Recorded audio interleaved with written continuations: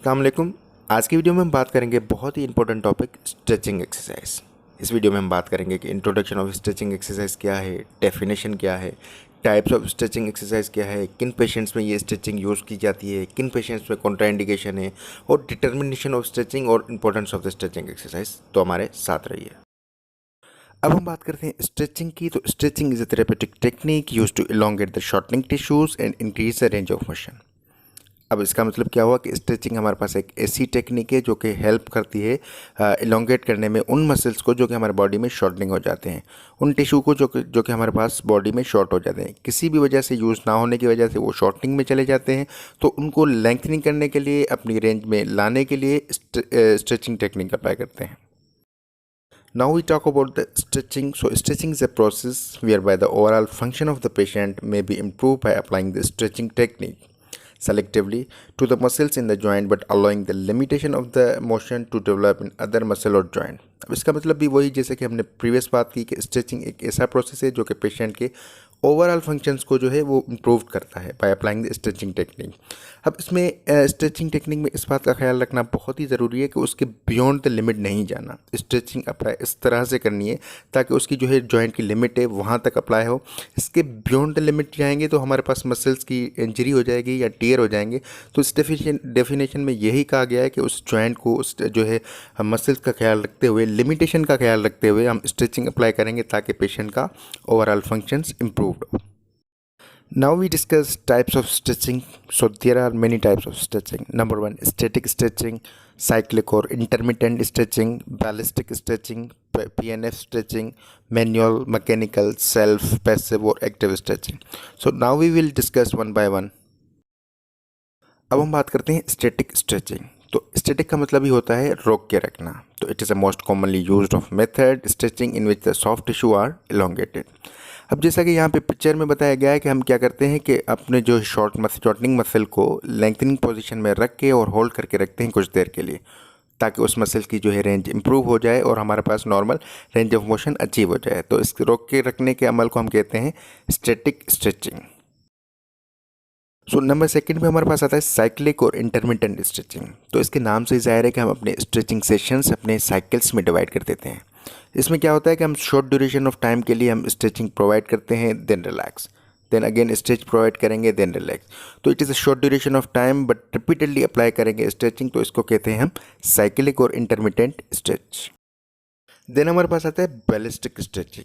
अब ballistic stretching क्या है कि it is a rapid forceful intermediate stretch that is a high speed intensity stretch is commonly called ballistic stretching. अब ballistic stretching में क्या होता है कि हम जो है एक फोर्सफुली स्ट्रेच प्रोवाइड करते हैं रिपीटेडली मूवमेंट के लिए, जिसके लिए जो हाई रिस्क होता है कि हमारे पास जॉइंट डिसलोकेशन भी हो सकती है और इसके साथ साथ मसल टीयर भी हो सकता है क्योंकि इसमें जो है हाई फोर्स अप्लाई हो रही है। तो इसके लिए हमारे पास एक्सपीरियंस प्रैक्टिशनर जो कि होना बहुत ही ज़रूरी है क्योंकि फोर्सफुल स्ट्रेच होने की वजह से आपका जो है अगर बियॉन्ड द लिमिट चला गया तो आपका मसल्स भी टीयर हो सकता है, जॉइंट भी डिसलोकेशन हो सकता है और फर्दर इंजरी भी हो सकती है। तो अक्सर ये जो है बैलिस्टिक स्ट्रेचिंग कम ही यूज़ होती है क्योंकि इसमें जो है हाई रिस्क चांसेस बहुत ज़्यादा है।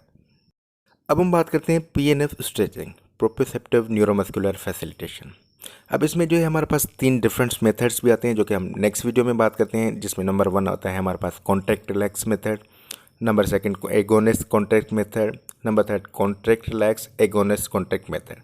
अब ये जो है हम नेक्स्ट वीडियो में बात करते हैं कि ये मेथड्स क्या हैं और कैसे यूज़ होते हैं। यहाँ पे हम बात करते हैं कि PNF टेक्निक क्या है और PNF स्ट्रेच कैसे यूज़ होता है। तो PNF स्ट्रेच हम यूज़ करते हैं increase the range of motion, flexibility को बढ़ाने के लिए, और समटाइम्स जो है हम रेफर करते हैं एज ए एक्टिव स्ट्रेच। अब इसके साथ साथ अगर हम PNF स्ट्रेच टेक्निक की बात करें तो ये हमारे पास स्ट्रेचिंग टेक्निक यूज़ होती है न्यूरोमस्कुलर एफिशिएंसी को भी बढ़ाने के लिए, यानी PNF टेक्निक बहुत ही इफेक्टिव है न्यूरोमस्कुलर एफिशिएंसी को इम्प्रूव करने के लिए, बढ़ाने के लिए। अब हम बात करते हैं मैनुअल स्ट्रेचिंग। तो मैनुअल स्ट्रेचिंग में कोई भी एक्सटर्नल डिवाइस या कोई भी ऐसी एक्सटर्नल चीज़ नहीं होती, जस्ट थेरापिस्ट जो है मैनुअली मूव करता है जॉइंट को जो कि स्ट्रेच होना होता है।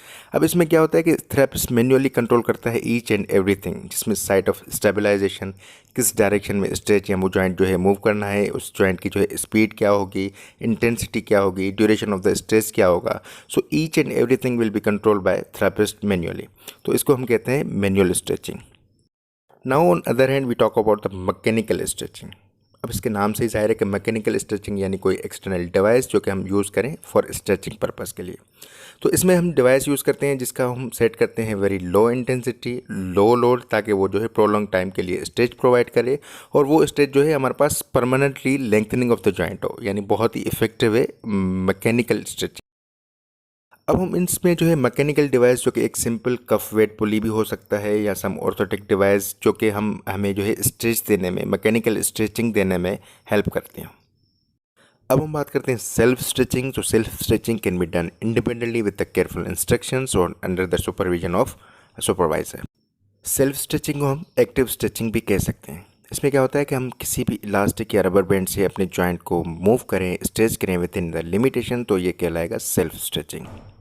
अब हम बात करते हैं पैसिव स्ट्रेचिंग। तो पैसिव स्ट्रेचिंग में क्या होता है कि आप जो है कोई कंट्रीब्यूट नहीं करते अपनी जॉइंट को मूव करने के लिए, यानी बिल्कुल आप रिलैक्स होते हैं और एक्सटर्नली फोर्स जो है अप्लाई करती है हमारी जॉइंट को मूव करने के लिए, यानी स्ट्रेच प्रोवाइड करने के लिए।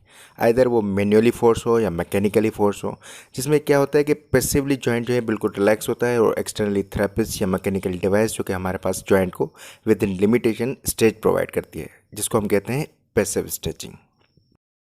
अब हम बात करते हैं एक्टिव स्ट्रेचिंग। तो एक्टिव स्ट्रेचिंग में जो है पेशेंट पार्टिसिपेट करेगा टू मूव द जॉइंट।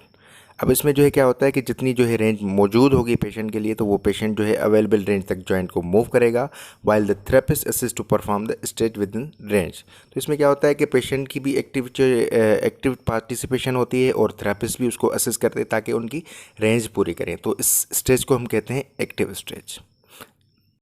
अब हम बात करते हैं इंडिकेशन ऑफ द स्ट्रेचिंग, यानी किन पेशेंट्स में हम स्ट्रेचिंग अप्लाई कर सकते हैं। तो those who are limited with the range of motion और फंक्शनल लिमिटेशन, तो उनको हम स्ट्रेचिंग अप्लाई करके जिनकी रेंज ऑफ मोशन इम्प्रूव कर सकते हैं।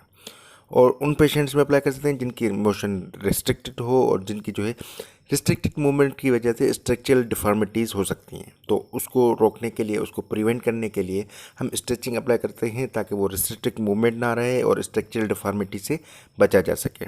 इसके साथ साथ जिसकी मसल वीकनेस हो या शॉर्टिंग ऑफ टिश्यू हो, तो उनको भी हम स्ट्रेचिंग अप्लाई करते हैं। इसके साथ साथ स्ट्रेचिंग में भी the component of total fitness और स्पोर्ट्स स्पेसिफिक प्रोग्राम।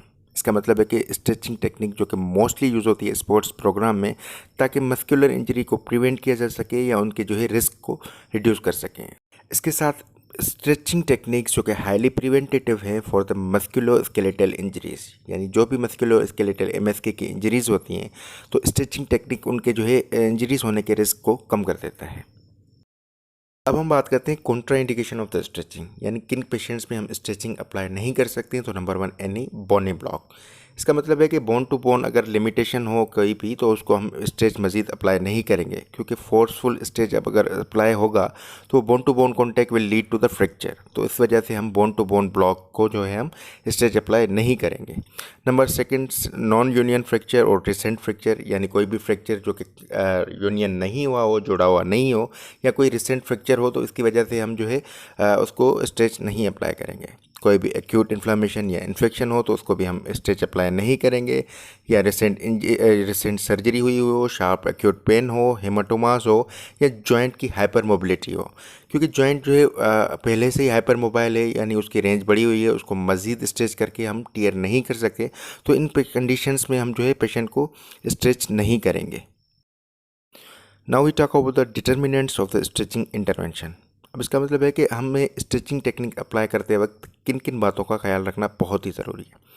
तो नंबर 1 हमारे पास आता है अलाइनमेंट, यानी जब भी हम जो है स्ट्रेचिंग अप्लाई करें तो उसका पोजीशनिंग का ख्याल रखना बहुत ही ज़रूरी है। अलाइनमेंट ऑफ द जॉइंट का ख्याल रखना बहुत ही ज़रूरी है कि हम जो स्ट्रेच प्रोवाइड कर रहे हैं तो उसकी डायरेक्शन क्या है, वो स्ट्रेच जो हम प्रोवाइड कर रहे हैं वो अप्रोप्रिएट मसल्स ग्रुप को अप्लाई हो रहा है कि नहीं हो रहा। तो अलाइनमेंट का ख्याल रखना बहुत ही ज़रूरी है। नंबर 2 में हमारे पास आता है स्टेबलाइजेशन। अब स्टेबलाइजेशन का मतलब है कि फिक्सेशन या होल्ड करना of the one side of the joint, ताकि हमारे पास प्रॉपर स्ट्रेच हो, प्रॉपर फोर्स जो है स्ट्रेच की अप्लाई हो to the other bony attachment. अब स्टेबलाइजेशन का एक और भी पर्पस होता है कि हम स्टेबलाइज फिक्स करें जॉइंट को, ताकि वो जो है एक्सेसिव मूवमेंट के होने को रोके, ताकि हमारा जो स्ट्रेच हो वो टारगेटेड ग्रुप ऑफ मसल्स को प्रॉपर तरीके से पहुंचे। नंबर 3 पे हमारे पास आता है इंटेंसिटी, जिसमें magnitude of the stretch force applied. अब ये जो है हमारे पास डिपेंड करता है कि किस जॉइंट पे हम स्ट्रेच अप्लाई कर रहे हैं, तो उस हिसाब से हम फोर्स अप्लाई करते हैं, तो उसको हम कहते हैं इंटेंसिटी। नंबर 4 पे हमारे पास है फ्रीक्वेंसी, यानी नंबर ऑफ़ स्ट्रेचिंग सेशंस पर अ डे और पर वीक कितने होने चाहिए, तो ये हमारे पास फ्रीक्वेंसी में आता है। देन मोड ऑफ स्ट्रेच, यानी किस टाइप का जो है वो हमारे पास स्ट्रेचिंग देनी चाहिए, आइदर वो सेल्फ हो, स्टैटिक हो, मैनुअल हो, मैकेनिक हो या बैलिस्टिक, जो भी हमने प्रीवियस टाइप्स पढ़े, तो उसमें जो है मोड ऑफ स्ट्रेचिंग हम डिसाइड करते हैं कि किस जो है तरह की स्ट्रेचिंग देंगे। तो ये हमारे पास सारे डिटर्मिनेंट्स ऑफ स्ट्रेचिंग इंटरवेंशंस में आता है। Now in last we talk about the significance of the stretching. So it decreases the muscle stiffness and increase at range of motion. इसके साथ साथ हमारे पास रिस्क ऑफ इंजरी को कम करता है, help to relieve the post exercise pain और aches. ये इसके साथ साथ पोस्चर को इम्प्रूव करता है, रिड्यूस और मैनेज द स्ट्रेस, और मस्कुलर टेंशन को कम करता है और मस्कुलर रिलैक्सेशन को बढ़ाता है। So these are the massive significance of the stretching exercise. इसके अलावा और बहुत सारे हैं, बट ये जो हमारे पास मेन इंपॉर्टेंट सिग्निफिकेंस हैं वो मैंने यहाँ मेंशन कर दी है। उम्मीद है ये वीडियो आपके लिए बहुत ही इन्फॉर्मेटिव रही होगी। अगर आपको वीडियो पसंद आई तो लाइक, कमेंट, शेयर ज़रूर कीजिएगा। मिलते हैं अपनी नेक्स्ट वीडियो के साथ, तब तक के लिए अल्लाह हाफ़िज़।